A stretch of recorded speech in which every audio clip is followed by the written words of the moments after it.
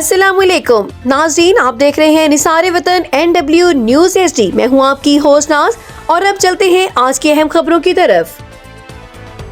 खबर शामिल करते हैं रहीम यार खान से। हनीफ अजीमी की रिपोर्ट के मुताबिक पाकिस्तान सोशल एसोसिएशन के इंतखाबात 2025-2026 नई क़यादत मुंतखब रहीम यार खान। पाकिस्तान सोशल एसोसिएशन के साल 2025-2026 के इंतखाबात मोरखा 10 जनवरी को बामुकाम रहीम यार खान कामयाबी से मुनक्किद हुए।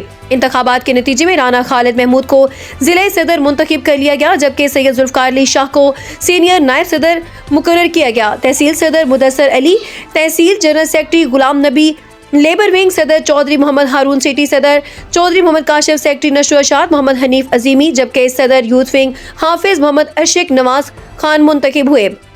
इंतखाबात ज़ेरे निगरानी राना जफर महमूद खान, कलीम नवाज खान, कारी शकीलुर रहमान हुए। पाकिस्तान सोशल एसोसिएशन एक तारीखी और नजरियाती जमात है जिसकी बुनियाद कायद आज़म मोहम्मद अली जिन्नाह के अफकार की रोशनी में रखी गई। ये जमात पाकिस्तान के क़याम से कबल 1930 में कायम की गई थी और बरसगीर में समाजी और कौमी खिदमात का एक अहम किरदार अदा करी है।